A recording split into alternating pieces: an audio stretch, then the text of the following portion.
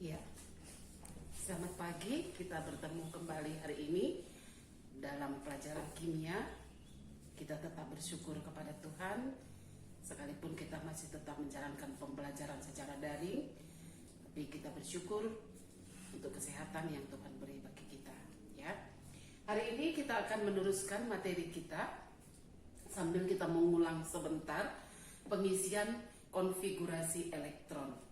Perhatikan, ada 3 hal yang harus kita pakai dalam pengisian konfigurasi elektron. Yang pertama yaitu aturan Aufbau, bahwa pengisian elektron dimulai dari tingkat energi yang lebih rendah ke tingkat energi yang lebih tinggi. Jadi kulit ke-1 itu lebih rendah daripada kulit kedua.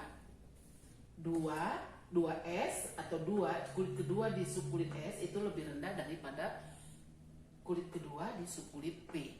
Demikian seterusnya, kita pakai istilah dari Aufbau, yaitu istilah coret miring, ya. Nah, kemudian selain aturan Aufbau itu ada, kita pergunakan kaidah Han. Apa kata Han? Pada pengisian orbital dengan tingkat energi yang sama, misalnya sama-sama di subkulit 3P, ya, 3P itu ada 3 orbitalnya. Maka elektron itu mula-mula menempati orbital dengan spin yang paralel, baru kemudian berpasangan. Ini kita misalkan contohnya, ini bukan unsur sebenarnya, ya. Ini soal dari buku paket kita, karena Ibu lihat masih ada beberapa yang kurang pas. Kita perhatikan, ya. 14R28. Kita kembali ke pembelajaran sebelumnya. 14 itu adalah nomor atom, 28 itu nomor massa. Jadi di dalam nomor atom ini itu menentukan atau menunjukkan jumlah proton dan jumlah elektron. Jadi ini jumlah elektronnya. Maka konfigurasinya kita membuat berdasarkan jumlah elektron, yaitu 14. Kita pakai penyingkatan seperti kemarin, ya. Berarti kita dekat kemana sebelum 14 yang sudah stabil adalah 10 Ne. Berarti kita mulai dari 10 Ne, 3S, 2, 3 P2, 10, 12, 14. P itu ada berapa orbitalnya? Ada 3. Tuh, 2. Jadi kita pengisiannya orbitalnya adalah, kita gambarkan yang terakhir saja. Jadi seperti ini nulisnya, bukan begini, ya. Ini tidak benar. Yang benar adalah seperti ini. Oke, supaya nanti untuk penulisan bilangan kuantum kita tidak lagi keliru, ya. Ini untuk 14R. Sekarang kita masuk ke 27S. Berarti 27S kemana kita ambil penyingkatannya? 18. 18AR. Setelah 18AR kita masuk ke 4S2 3D7, ya. Jadi kita ambil elektron di orbital terakhirnya. D itu ada berapa orbital? Ada 5. Ada 5 orbital, ada 7 elektronnya. Kita buat spin paralel dulu.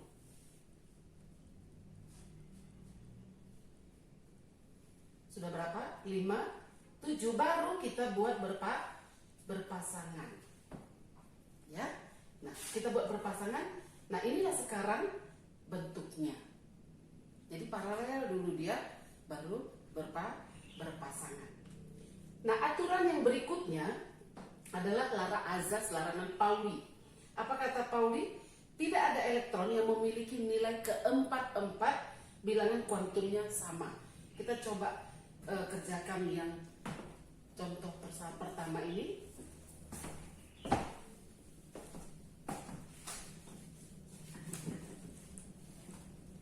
Ya. N-nya sama dengan kulit terluarnya adalah 3. L kemarin sudah kita pelajari, ya, K Kalau bilangan kalau dia berada di subkulit S, dia bilangan kuantum azimutnya 0, di subkulit P 1, di subkulit D 2, di subkulit F 3, ya. Berarti L-nya adalah 1. Ini jangan lagi lupa ya nak ya. Kemudian bilangan kuantum azimutnya itu adalah bilangan dari negatif 0 positif L. Berarti di sini negatif 1, 0 positif 1. Nah, elektron terakhirnya di mana? Di N sama dengan 0. Ingat ya, elektron terakhir itu adalah elektron yang memiliki energi tertinggi. Jadi supaya kita boleh lihat ini ya. Kemudian S, dia spinnya kemana? Arah rotasinya kemana? Ke atas. Maka dia positif setengah. Oke. Sekarang kita lihat di sini. N sama dengan 3. L sama dengan dia di subkulit D. Berarti ya 2. M-nya kita perhatikan ya, minus 2 karena dia negatif L, positif L dan 0 ya. Minus 1, 0, positif 1, positif 2. Dia di mana? Di terakhirnya ada di minus 1. Spinnya kemana? Ke bawah, minus setengah. Ya, tidak ada yang mempunyai bilangan kuantum azimut yang empat-empatnya sama. Oke, sekarang kita lanjutkan. Ya, selanjutnya kita perhatikan penulisan konfigurasi elektron dulu lagi ya. 24 Cr, berarti kita ambil konfigurasi gas mulianya adalah dengan peningkatan dari 18 Ar. Berarti kita masuk 4S 2, sudah 20 ya, 18 tambah 2, 20, berarti 3D 4. Oke. Nah, penulisan konfigurasi seperti ini ternyata ada kenyataannya dia tidak stabil atau kurang stabil. Ternyata dia lebih stabil kalau ditulis 4 3 atau 4S1 3D5. Sama ya, tetap 24 ya. 18 AR. Konfigurasi elektron seperti ini lebih stabil dibanding 4S2 3P 3D4. Kenapa? Kita perhatikan di subkulit S tadi kita bilang maksimum 2 elektron, di subkulit P maksimum 6 elektron, di subkulit D itu 10 elektron, F itu 14 elektron. Kestabilan subkulit D yang terisi penuh atau setengah penuh itu lebih stabil. Perhatikan ya, 4S1 penuhnya itu 2, setengah penuhnya 1. 3D itu penuhnya 10, setengah penuhnya 5. Berarti konfigurasi dengan keadaan setengah penuh itu lebih stabil dibanding penuh, tidak setengah penuh atau tidak penuh. Nah, itu dia ya. Kemudian kita ambil misalnya contohnya satu lagi, 29 Cu. Kita tulis konfigurasinya 18 AR. Ya, 4S 2 3D 9. Ini pun tidak stabil. Penuh, tidak penuh. Maka dia lebih stabil kalau dia menjadi 18 AR 4S1, satunya pindah sini, 3D 10, setengah penuh, penuh. Jadi dia bisa stabil ya. Jadi setengah penuh stabil, setengah penuh penuh stabil, penuh itu stabil dibandingkan dengan tidak penuh, tidak setengah penuh. Nah, selanjutnya cara penulisan. Cara penulisan konfigurasi itu bisa ada 2 jenis. Konfigurasi elektron bisa kita lakukan dengan konfigurasi elektron dengan 2 cara. Misalnya 25X. Kita tulis ya. 18Ar, kemudian 4S2 3D5. Ya. Bisa juga kita tulis ini 18Ar 3D5 4S2.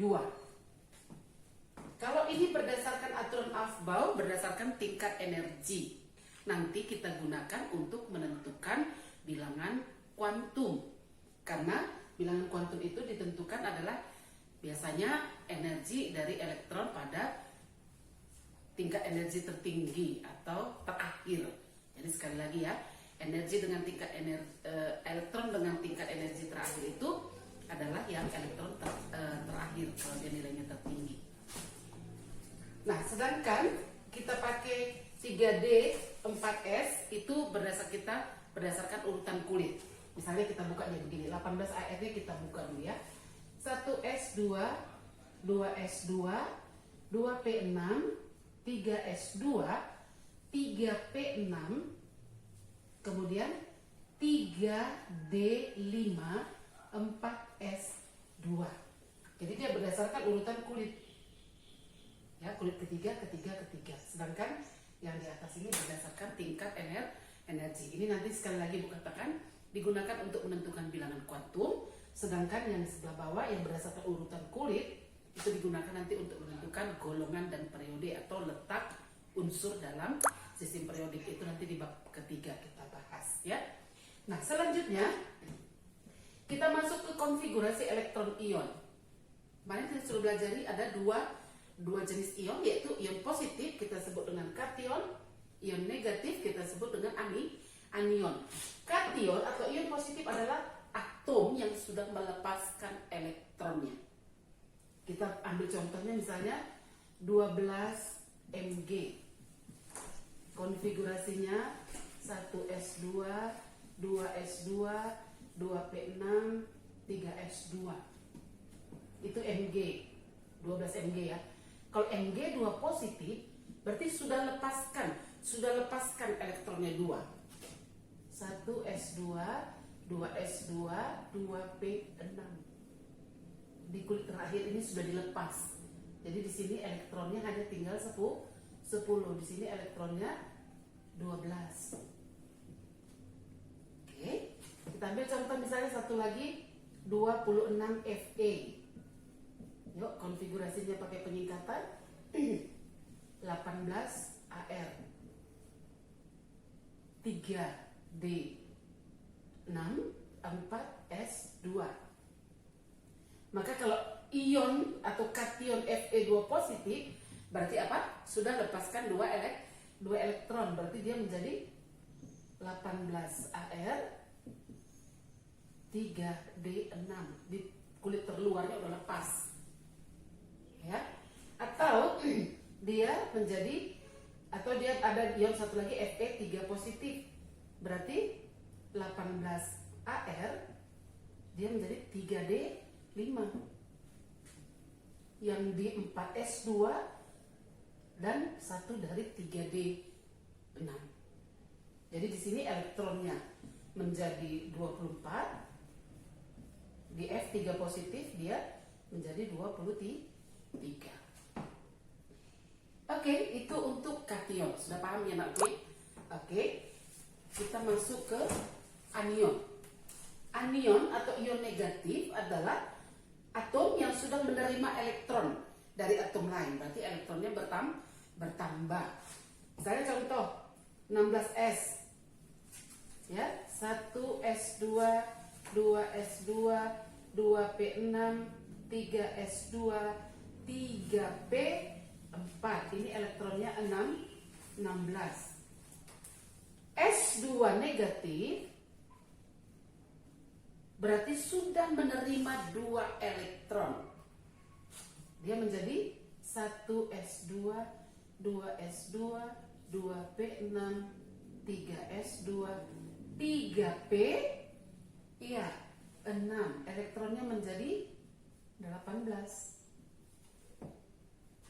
9F, 1S2, 2S2, 2P6, 2P5. Elektronnya ini ada 9. F negatif berarti F negatif 1 berarti sudah menerima 1 elektron ya. Ini menjadi 1S2, 2S2, 2P, 5 tambah 1 menjadi 6. Elektronnya sudah menjadi 10. Begitu dia untuk konfigurasi elektron dari ion. Oke, sekarang kita teruskan lagi satu bagian lagi. Iya, sekarang kita masuk ke elektron valensi. Apa itu elektron valensi? Elektron valensi yaitu elektron yang digunakan untuk membentuk ikatan kimia. Dan elektron valensi ini adalah elektron yang terdapat pada kulit terluar. Ini yang lebih sering diingat ya. Elektron valensi adalah elektron pada kulit terluar. Iya, tidak apa-apa. Dan digunakan untuk pembentukan ikatan dengan unsur lain ya. Penentuan elektron valensi untuk golongan A atau golongan utama, elektron valensinya itu terletak pada subkulit NS dan NP terluar. N itu kulit ya. Kita ambil contohnya. 11Na, kita tulis konfigurasinya. Kita pakai konfigurasi penyingkatan 10Ne, 3S1. Kulit terluarnya adalah 3, elektron valensinya adalah 1. Nah itu kalau dia kulit terakhirnya S ya. Untuk 16S konfigurasinya ada S dan P. Jadi untuk golongan utama ditentukan oleh subkulit S dan P di kulit terluar. Maka elektron valensinya adalah yang di 3S dan di 3P, yaitu 2 dan 4. Berarti kalau kita jumlahkan, maka elektron valensinya adalah 6. Itu untuk yang golongan utama. Tapi untuk yang golongan transisi atau golongan B, elektron valensinya itu ditentukan oleh, selain di samping kulit terluarnya, itu ditentukan juga oleh subkulit D. Kita perhatikan 25Mn. Kita lihat konfigurasinya 4S2, 3D, 5. Maka elektron valensinya adalah yang ada di subkulit 3D dan yang ada di subkulit 4S. Di kulit keempat subkulit S itu ada 2 elektron. Di kulit ketiga subkulit D ada 5 elektron. Maka elektron valensinya adalah 5 dan 2. Oke, ini ya sama dengan 7 ya. Demikianlah materi kita hari ini, dan untuk selanjutnya Ibu akan berikan tugas-tugas melalui Google Classroom. Ibu berharap kalian bisa kerjakan dengan sebaik mungkin. Terima kasih, selamat belajar dan tetap sehat.